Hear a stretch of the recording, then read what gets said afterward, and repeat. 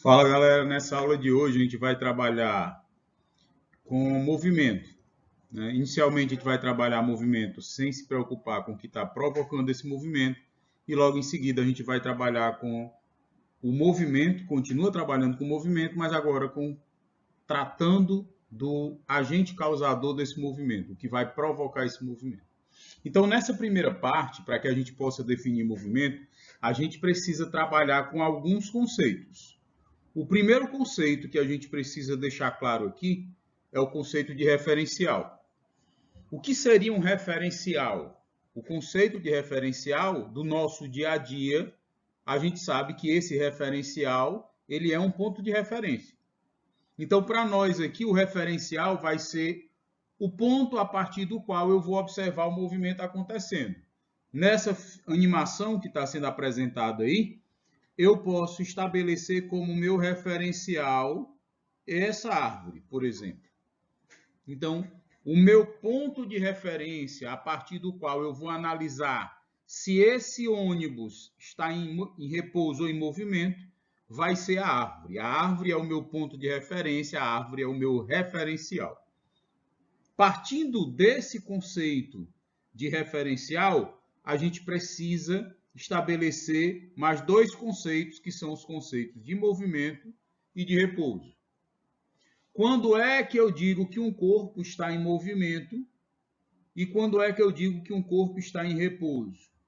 Esses dois conceitos, eles são relativos, eles dependem do referencial que eu estou adotando.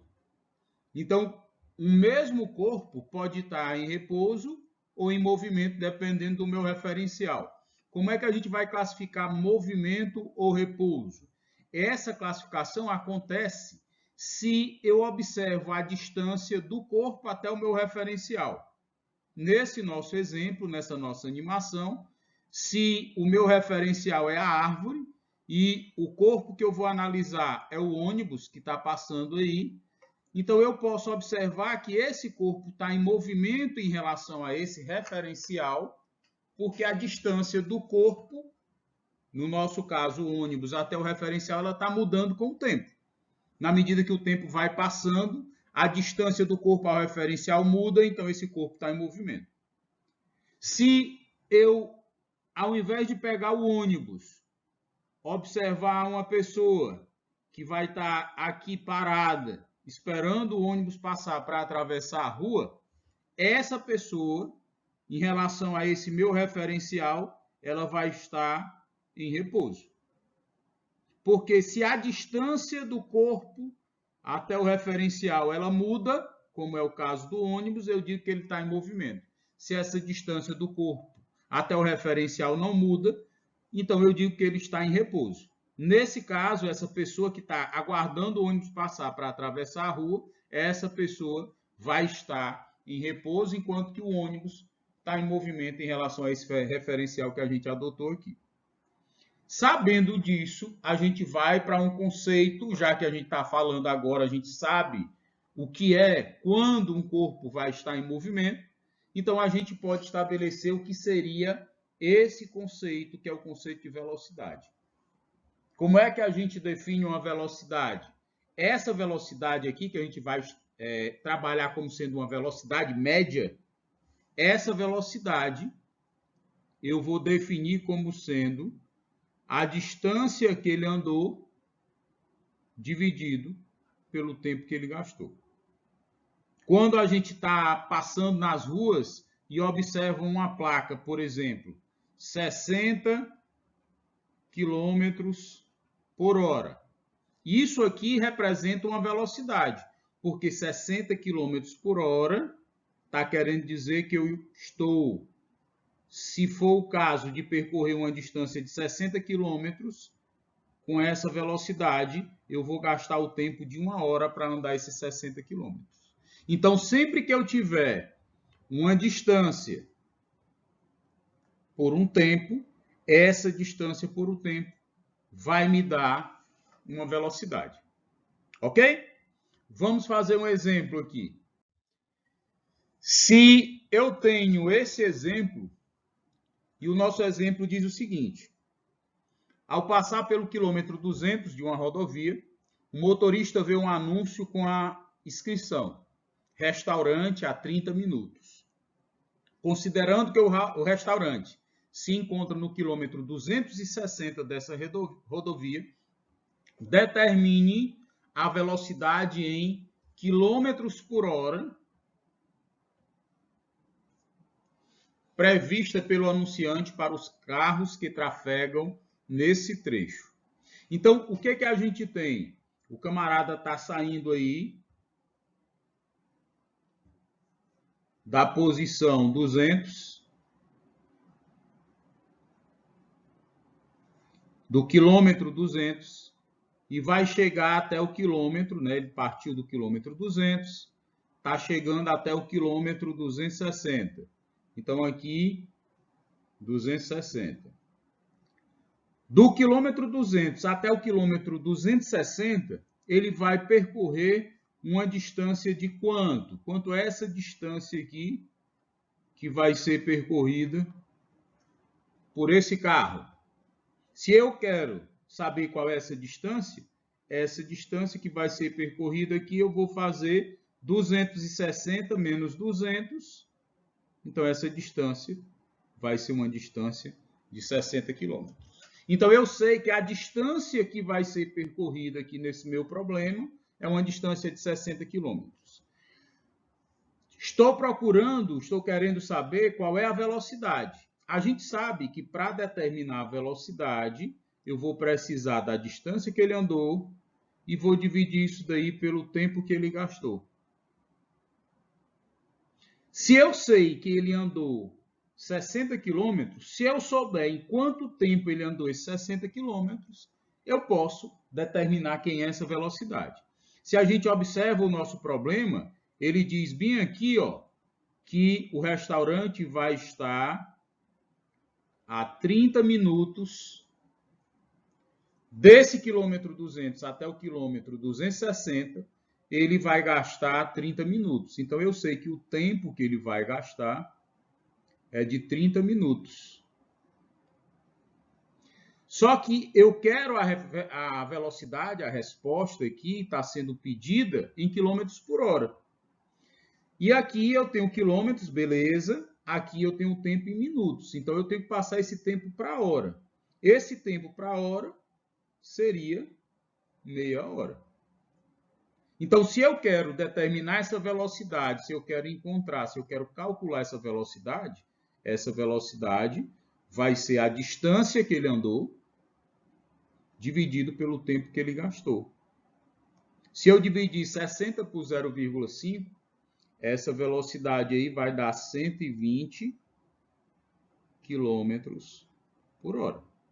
Ou seja, o anunciante ele está prevendo que o carro que está passando ali, passando pelo quilômetro 200, o carro vem a 120 km por hora. Ok?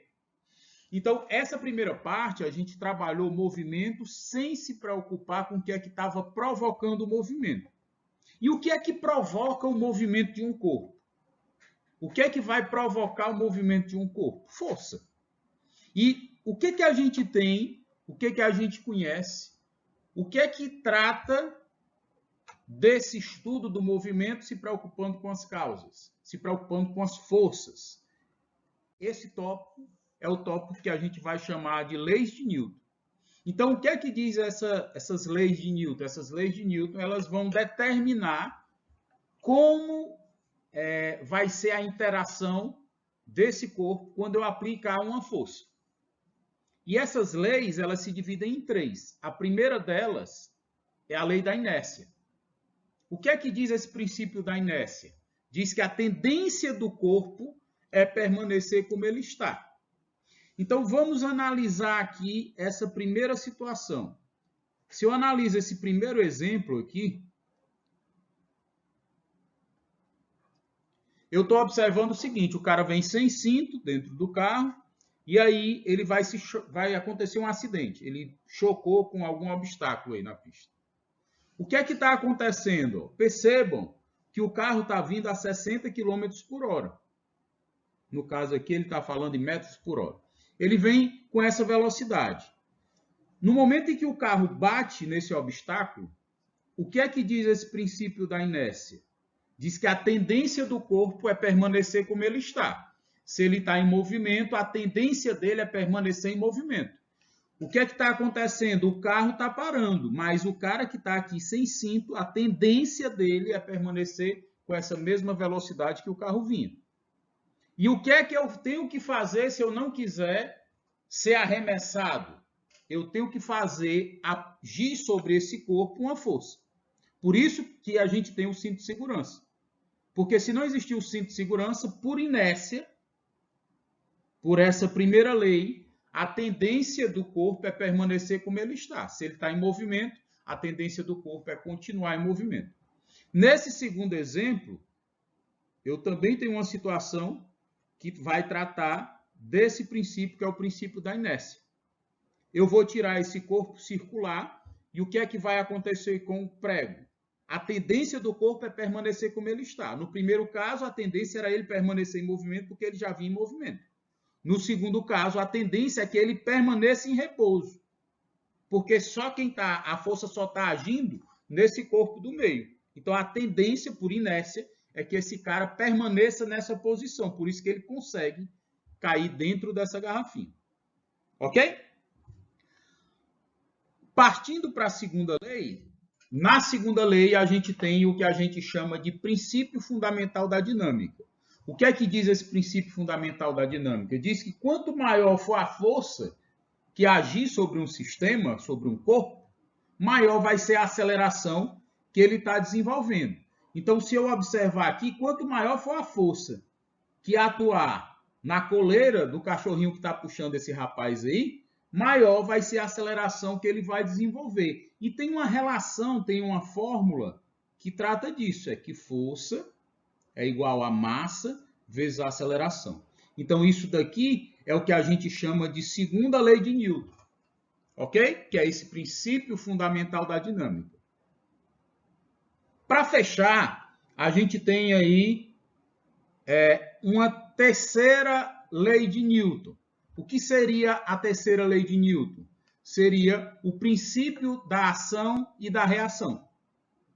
Para cada ação que age, para cada força que eu aplico num corpo, eu vou ter uma reação que vai ter mesmo módulo, mesma direção e sentidos contrários. Então, se a gente for analisar essa terceira lei, essa lei da ação e reação, se a gente observar essas figurinhas aí, para cada ação, para cada força que eu aplico, eu recebo uma força de volta. Nesse primeiro exemplo desse canhão aqui, a gente observa que o canhão vai ser disparado, a bala vai para um lado e o canhão vai para o outro.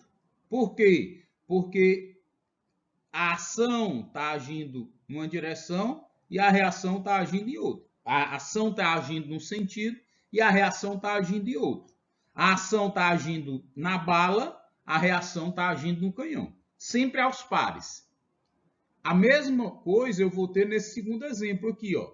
Nesse segundo exemplo, o cara vai disparar aí uma bazuca, né? Vai dar um tiro com essa arma, só que ele não segura o que a gente chama do coice, né? Ele não vai segurar o coice que a arma vai dar. Por quê? Porque para cá, nessa direção, vai agir a ação, né? A força que vai ser transferida para o projétil por conta da explosão vai agir para um lado. E como essas forças, pela terceira lei de Newton, sempre acontecem aos pares, eu vou ter uma reação que vai fazer com que a arma vá para o outro lado. E o rapaz aí não conseguiu segurar, ok? Então, essas leis de Newton tratam do movimento, mas agora com o que está provocando esse movimento, que nada mais é do que a ação de uma força, ok? Qualquer dúvida, estamos à disposição, moçada.